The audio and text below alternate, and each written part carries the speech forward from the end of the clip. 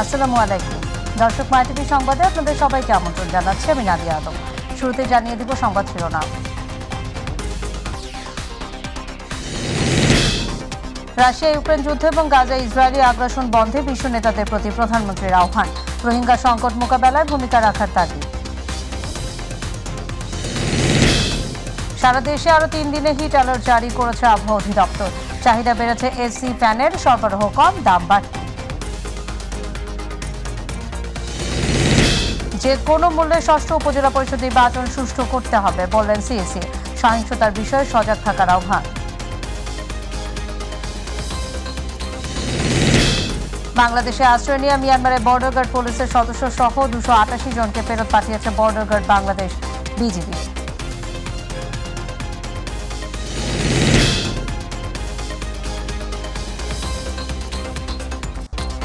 দর্শক, শুনছিলেন শিরোনাম। সংবাদে এছাড়াও থাকছে মাইটিভির প্রতি বৃহস্পতিবারের বিশেষ আয়োজন পাবলিক ভিউ।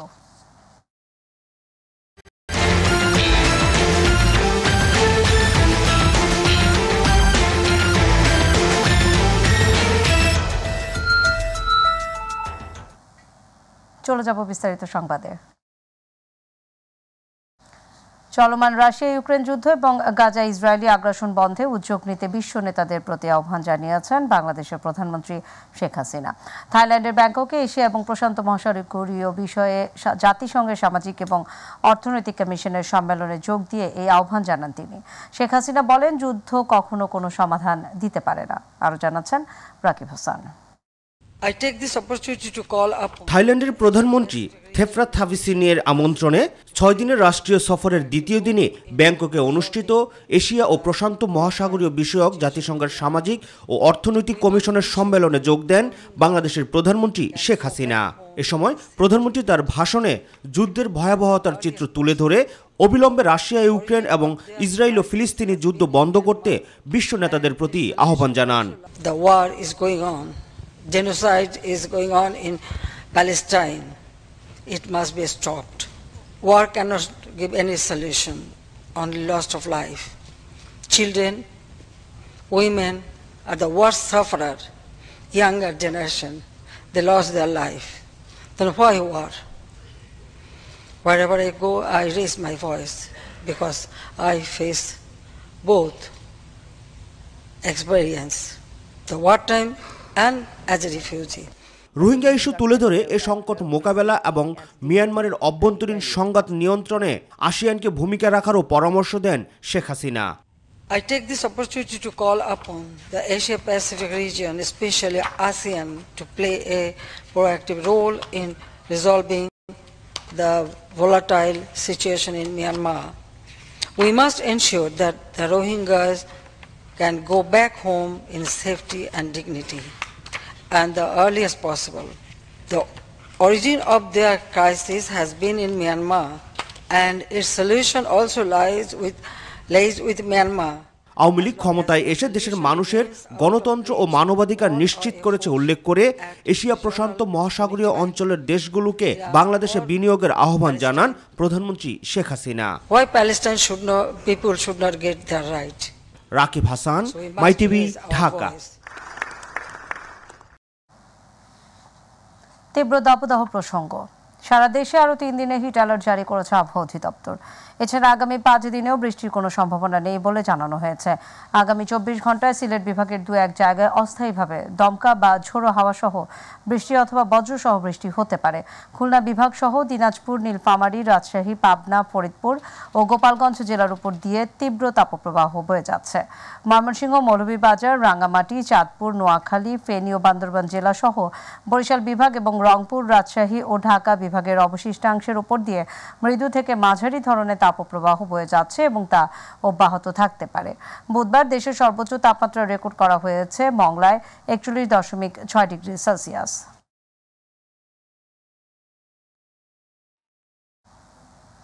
দর্শক, এই মুহূর্তে ভোলা থেকে আবহাওয়ার খবর জানাতে যুক্ত হচ্ছেন প্রতিনিধি আরিফ হোসেন লিটন। লিটন, দক্ষিণাঞ্চলের তাপদাহের কেমন চিত্র দেখছেন আপনি? নাদিয়া, ধন্যবাদ আপনাকে। নাদিয়া, আপনি জানেন যে বিগত কিছুদিন যাবৎ গোটা দেশ জুড়ে এই যে অতিরিক্ত তাপদাহ বেড়ে গিয়েছে, যার কারণে কিন্তু একটি অস্থির অবস্থা বিরাজ করেছে। তার ব্যতিক্রম কিন্তু উপকূলীয় দ্বীপ জেলা ভোলাতে নয়। আমি আপনাকে একটি বিষয় জানাতে চাই যে আজকে কিন্তু আবহাওয়া অধিদপ্তর সূত্রে আমি যেমনটা জানতে পেরেছি 12টা পর্যন্ত যেটা দেখানো হচ্ছে 36.3 ডিগ্রি সেলসিয়াস, কিন্তু তাপমাত্রা 36.3 ডিগ্রি সেলসিয়াস হলেও কিন্তু তাপের যে একটা অবস্থা, অর্থাৎ ব্যবসা গরমে মনে হচ্ছে যেন এখানে 40 ক্রস করেছে, বিষয়টা কিন্তু এরকম। যার কারণেই কিন্তু এখানকার সবচেয়ে বেশি বিপাকে রয়েছে দিন এনে দিন খায় যে সমস্ত দিন মজুর রয়েছে এবং যে ছোটখাটো যে ব্যবসায়ীরা রয়েছে ফুটপাতে বসে যারা ব্যবসা করেন, দিন ধরে বসেন, একদিন কাজ করলে তাদের 2 দিন অসুস্থ থাকতে হয় এবং রিক্সা গাড়িতেও কিন্তু প্যাসেঞ্জারের চাপ অনেকটা কমে গিয়েছে, যার কারণে কিন্তু তারা একটি অর্থনৈতিক বিপর্যয়ের মধ্যে পড়েছে। এছাড়া কিন্তু ভিড় বেড়েছে রাস্তার পাশে যে সমস্ত ফুটপাত গুলিতে নর্মাল জুস জাতীয় পানি বিক্রি করে সেই সমস্ত জায়গাগুলিতে কিন্তু ভিড় বেড়েছে। এই অস্বাস্থ্যকর কোমল পানি খেয়ে কিন্তু এখানে হাসপাতালে কিন্তু রোগীর পরিমাণ অনেকটি বেড়ে গিয়েছে, ডায়রিয়া রোগী বেড়ে গিয়েছে এবং গরমে ঘাম যাওয়ার পরে কিন্তু শিশুরাদের নিউমোনিয়া রোগ হয়, যেটা সেই নিউমোনিয়া রোগীর পরিমাণ তো বেড়ে গিয়েছে। আরেকটি বিষয় এখানে একটু অস্থিরতা বিরাজ করছে যে এখানে এই গরমের কারণে কিন্তু অনেক রোগী স্ট্রোক করে মারা গেলেও কিন্তু বলা হচ্ছে যে হিট স্ট্রোকে মারা গেছে। এরপরে রোগী মারা যাওয়ার পরে কিন্তু গতকাল একটি চরপেশনে একটি হাসপাতালে নিয়ে যাওয়ার পরে যদিও এটাকে অপপ্রচার করে চালানো হয়েছে হিট স্ট্রোকে মারা গিয়েছে, কিন্তু হাসপাতালের কর্তৃপক্ষ বলছেন যে আসলে মরা রোগী আনা হয়েছে, রোগী কোথাও কোনো হিট স্ট্রোকে মারা যায়নি। তো এই গরমের কারণে কিন্তু এই সমস্ত জিনিস কিন্তু প্রচার হচ্ছে। তবে একটি মানবিক কাজ করেছেন ভোলা জেলা পুলিশ সুপার পুলিশের পক্ষ থেকে, যে দিনমজুর যারা খেতে যায় তাদেরকে কোমল পানি এবং স্যালাইন দেওয়ার প্রক্রিয়া তারা শুরু করেছে এবং তারা অব্যাহত রাখবেন। তো এই ছিল ভোলা থেকে আমার গরম নিয়ে সর্বশেষ খবর। নাদিয়া। লিটন, আপনাকে ধন্যবাদ। দর্শক, দক্ষিণাঞ্চলের আবহাওয়া পরিস্থিতি খবর জানাচ্ছিলেন প্রতিনিধি আরিফ হোসেন লিটন। চলে যাব পরের সংবাদে। কয়েকদিনের তীব্র দাবদাহের কারণে মাদারীপুরে বিভিন্ন অঞ্চলে জনজীবন বিপর্যস্ত হয়ে পড়েছে। জেলার কালকিনি এবং ডাসার উপজেলায় তীব্র তাপদাহে বিপাকে পড়েছেন নিম্ন আয়ের শ্রমজীবী মানুষ। বৃষ্টিপাত না হওয়ায় এর প্রভাব পড়তে শুরু করেছে জীববৈচিত্র্যের উপরও। হাসপাতালে বাড়ছে সর্দি, জ্বর এবং ডায়রিয়া সহ নানা রোগে আক্রান্ত রোগীর সংখ্যা। প্রতিনিধি মোহাম্মদ জিয়াউদ্দিন লিয়াকতের রিপোর্ট, জানাচ্ছেন SM হামিম। দেশের বিভিন্ন অঞ্চলের মতো মাদারীপুরের কালকিনি ও ডাসার উপজেলায় বেলা বাড়ার সঙ্গে সঙ্গে বাড়তে থাকে গরমের অসহনীয় তীব্রতা। এতে বিপর্যস্ত হয়ে পড়ছে জনজীবন। ঘরের বাইরে বের হলে পড়তে হচ্ছে প্রখর রোদ ও তাপে, ফলে অসহনীয় কষ্ট বেড়েছে শ্রমজীবী ও সাধারণ মানুষের। এখানে প্রচুর তাপদাহ এবং রোদের খুব তাপ, এর জন্য এখানে মূলত শরবতের দোকান আছে, শরবত খাওয়ার জন্য এখানে বসছি। এই গরমে অতিষ্ঠ হয়ে আখের রস খেয়ে তৃষ্ণা মিটানোর জন্য একটু চেষ্টা করতেছি। বৃষ্টি নাই, পাট মজা দিতে আছে, হ্যাঁ, খাওয়া জানা রাস্তাঘাটে ঘরে উঠে জানা। গরমের কারণে বাবুর ক্ষতি হয়েছে, রাত্রেবেলা সারা রাত বমি করছে, কারেন্ট নাই, কিছু না, ফ্যান নষ্ট, আর কি করবো, আমরা বাচ্চা এমনি অসুস্থ হয়ে যাইতে আছে। তীব্র তাপদাহের প্রচন্ড গরমের কারণে বাড়ছে গরমজনিত রোগবালাই, হাসপাতালে বাড়ছে রোগীর চাপ। এমন পরিস্থিতিতে প্রয়োজন ছাড়া ঘরের বাইরে বের না হওয়ার পাশাপাশি প্রচুর পরিমাণ বিশুদ্ধ পানি খাওয়ার পরামর্শ চিকিৎসকদের। এই আবহাওয়ার মধ্যে যতদূর সম্ভব বাসায় থাকতে হবে, বিশেষ করে বাচ্চাদের তো স্কুল যেহেতু বন্ধ, ওদের বাসার বাইরে না যাওয়াই ভালো। যারা মাঠে কাজ করবে কৃষিকাজে, তারা 1 ঘন্টা পর পরে দরকার হলে 15-20 মিনিট ছায় রেস্ট নেবে। আর যেটা করবে যে কোনোভাবে ঠান্ডা পানি খাওয়া যাবে না, এখানে স্বাভাবিক পানি খেতে হবে। তীব্র তাপপ্রবাহ আরো কয়েকদিন অব্যাহত থাকবে বলে জানিয়েছে জেলা আবহাওয়া অফিস। SM হামিম, মাই টিভি। তীব্র দাবদাহের উত্তাপ পৌঁছে গেছে এসি, ফ্যান এবং হাত পাখার বাজারে। প্রচণ্ড গরমে অতিষ্ঠ মানুষ বাধ্য হয়ে ছুটছেন এসি, ফ্যানের দোকানে। আর এই সুযোগে বেপরোয়াভাবে দাম বাড়িয়ে দিচ্ছেন দোকানিরা। সরবরাহ অনুযায়ী চাহিদা বেশি থাকায় সময় মতো সরবরাহ করতে পারছেন না তারা। আর মৌসুমি বাণিজ্য নিয়ে ক্ষুব্ধ ক্রেতারা। SM খোরশেদ আলমের রিপোর্ট। রাজধানী সহ সারা দেশে প্রচণ্ড তাপপ্রবাহে জনজীবন বিপর্যস্ত। ঘরের ভিতরে বাইরে কোথাও স্বস্তি নেই। বাইরে বের হলে যেন আগুনের হালকা লাগে শরীরে। অন্যদিকে দমবন্ধ ঘরে পরিবার নিয়ে ভোগান্তিতে সাধারণ মানুষ। দুর্বিষহ এই অবস্থা থেকে মুক্তি পেতে মানুষ ভিড় করছে এসি এবং ফ্যানের দোকানে। কয়েকদিন আগে ইলেকট্রনিক্স পণ্যের দোকানগুলোতে এসির ক্রেতা ছিল না তেমন, তবে তাপমাত্রা অসহনীয় পর্যায়ে চলে যাওয়ায় দোকানে দোকানে বেড়েছে ক্রেতা। সবকিছু মিলেই দেখা যাচ্ছে গরমের সময় একটু মানে সবাই তো চায় একটু আরামে আসে। আমি 1.5 মাস আগে যেটা কিনেছি এখন আর কি 5,000 টাকার মতো বাড়ছে আর কি। চাহিদার সঙ্গে মৌসুমে বেড়েছে ফ্যান ও এসির দাম। তাপ প্রবাহকে পুঁজি করে গত এক সপ্তাহের ব্যবধানে এসির দাম বেড়েছে টন প্রতি 3 থেকে 5,000 টাকা। যদিও বিক্রেতারা সুযোগ বুঝে দাম বাড়ানোর কথা অস্বীকার করছেন। এখন যে ফ্যানটা বিক্রি হতেছে এটা মূলত হচ্ছে এয়ার কুলার আর এসি, এখন এই দুটো বেশি বিক্রি হতেছে। বিক্রি বেশি হচ্ছে অবশ্যই আমাদের ভালো লাগছে, কিন্তু অত্যাধিক চাপের কারণে আমরা আশানুরূপ সার্ভিস দিতে পারছি না। তো প্রাইস রিজনেবল, কম্পারেটিভলি মার্কেটের কম্পিটিশন বেড়ে গেছে। আমাদের এখন যারা মেইন কাস্টমার তারা দেখা গেছে মধ্যবিত্তরাই এখন বড় কাস্টমার। ফ্যান ও এসির পাশাপাশি রাজধানীতে বেড়েছে হাত পাখারও চাহিদা। দাম এটা আপনার 120 টাকা করে আর কি, বেশি অংশে কাস্টমারে চলে যায় আর কি দাম শুনে। SM খুরশেদ আলম, মাই টিভি, ঢাকা। এবার অন্যান্য প্রসঙ্গ। উপজেলা নির্বাচনে যেন সহিংসতা না হয় সে বিষয়ে সজাগ থাকতে হবে বলে মন্তব্য করেছেন প্রধান নির্বাচন কমিশনার কাজী হাবিবুল আউয়াল। তিনি বলেন, মানুষ যেন নির্বিঘ্নে ভোট দিয়ে বাসায় ফিরতে পারে সেই ব্যবস্থা করতে হবে। আগারগাঁওয়ে নির্বাচন কমিশন ভবনে ৬ষ্ঠ উপজেলা পরিষদ নির্বাচন উপলক্ষে মাঠ প্রশাসনের সাথে আইনশৃঙ্খলা বিষয়ক সভায় তিনি এসব কথা বলেন।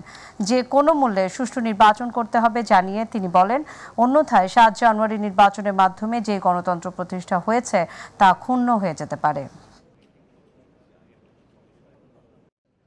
গণতন্ত্রের যে অগ্রযাত্রা, যেটার দৃষ্টান্ত আপনারা প্রতিষ্ঠিত করেছেন বিগত ৭ই মার্চের সাধারণ নির্বাচনে, সেটাও ক্ষুণ্ণ হয়ে যেতে পারে। সেটা আমরা আশা করব আগামীতে আমাদের প্রত্যেকটা নির্বাচন সুন্দর সুস্থ হবে। আগারগাঁওয়ে নির্বাচন কমিশন ভবনে ৬ষ্ঠ উপজেলা পরিষদ নির্বাচন উপলক্ষে মাঠ প্রশাসনের সাথে আইন শৃঙ্খলা বিষয়ক সভায় বসেছে নির্বাচন কমিশন। সেখানে আছেন সহকর্মী আবু সাইদ অপু। আমরা যুক্ত হচ্ছি তার সাথে। অপু, সভার বিষয়ে আর কি তথ্য আছে আপনার কাছে আমাদের জানান।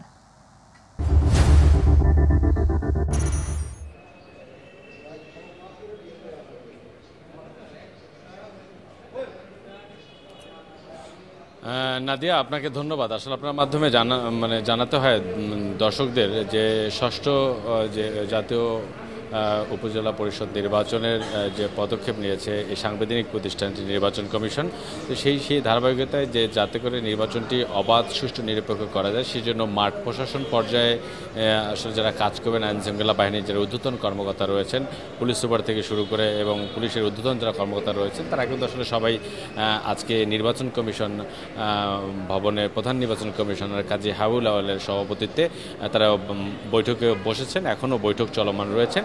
তবে প্রধান নির্বাচন কমিশনার এই সভাটি শুরুর একদম যখন শুরু করেন তখন তিনি গণমাধ্যম কর্মীদের উদ্দেশ্যে বলেছেন এবং যারা মাঠ পর্যায় থেকে যারা এসেছেন যেসব প্রশাসনিক কর্মকর্তা তাদের উদ্দেশ্যে বলেছেন যে এই নির্বাচনটি যদি অবাধ, সুষ্ঠু, নিরপেক্ষ করা না যায় তাহলে যে গেল দিনে যে অর্থাৎ ৭ জানুয়ারি যে জাতীয় সংসদ নির্বাচনটি আসলে করা হয়েছে এবং যে যার মাধ্যমে গণতন্ত্র পুনরুদ্ধার হয়েছে সেটি আরও প্রশ্নবিদ্ধ হবে। সেজন্য সবাইকে সজাগ থেকে কাজ করতে হবে যাতে করে আগামী নির্বাচনটি জাতীয় সংসদের চেয়েও আরও ভালো করা যায় সেই বিষয়টি নিয়ে দিক নির্দেশনা দেবেন প্রধান নির্বাচন কমিশনার কাজী হাবিবুল আউয়াল। তবে এই বৈঠকটি এখন চলমান রয়েছে। বৈঠক শেষে গণমাধ্যম কর্মীদের সাথে নির্বাচন কমিশনের সচিব জাহাঙ্গীর আলম আমাদের সাথে কথা বলবেন এবং কথা বলার পরে আসলে আমরা নিশ্চিত হতে পারবো যে আসলে মাঠ পর্যায়ে যারা প্রশাসন এখানে নির্বাচন কমিশনে রয়েছেন বৈঠকে কি আলোচনা হয়েছে এবং কি তাদেরকে দিক নির্দেশনা দেওয়া হয়েছে। তবে সব কিছু আলোচনা ছাপিয়ে একটাই,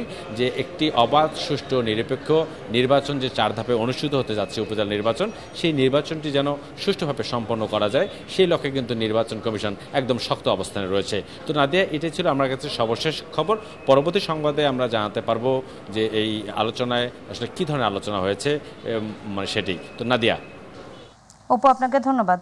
দর্শক, নির্বাচন কমিশন থেকে আমাদের সঙ্গে যুক্ত হয়েছিলেন সহকর্মী আবু সাইদ অপু। চলে যাব পরের সংবাদে। মিয়ানমারে চলমান অভ্যন্তরীণ সংঘর্ষে বাংলাদেশে আশ্রয় নেওয়া বর্ডার গার্ড পুলিশের সদস্য সহ 288 জনকে ফেরত পাঠিয়েছে বর্ডার গার্ড বাংলাদেশ বিজিবি। ভোর 6টার দিকে কক্সবাজারে বিআইডব্লিউটিএ ঘাট থেকে তাদের ফেরত পাঠানো হয়। বিজিবির জনসংযোগ কর্মকর্তা মোহাম্মদ শরীফুল ইসলাম জানান, ভোরে বিজিবির সদস্যদের হস্তান্তর উপলক্ষে কক্সবাজারের বিআইডব্লিউটিএ ঘাটের কাছে বিজিবির প্রতিনিধি দলের সঙ্গে মিয়ানমার বর্ডার গার্ড পুলিশের প্রতিনিধি দলের বৈঠক হয়। পরে কোস্টগার্ডদের একটি জাহাজ মিয়ানমারের জাহাজ চীন ধুইয়ের উদ্দেশ্যে বিআইডব্লিউটিএ ঘাট ছেড়ে যায়।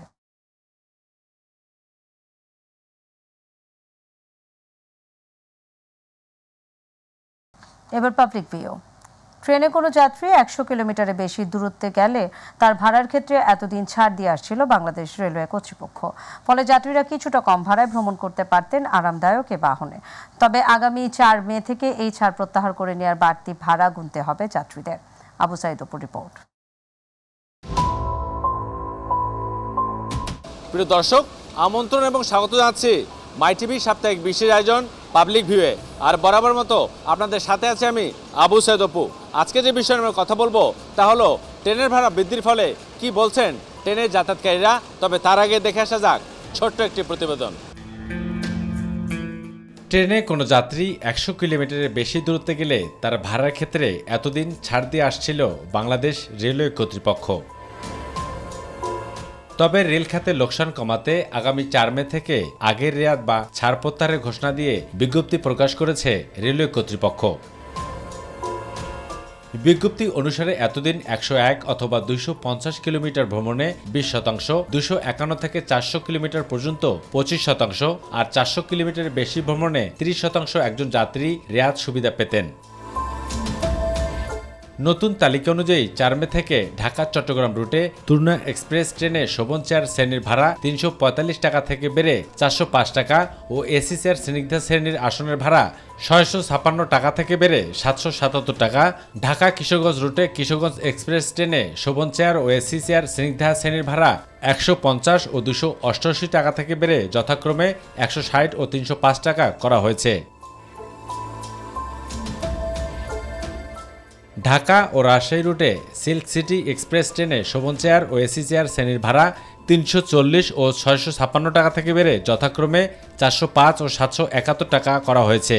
আর ঢাকা নোয়াখালী রেল রুটে উপকূল এক্সপ্রেস ট্রেনে শোভন চেয়ার ও এসি চেয়ার শ্রেণীর ভাড়া 275 টাকা ও 542 টাকা বেড়ে যথাক্রমে 310 ও 593 টাকা নির্ধারণ করা হয়েছে।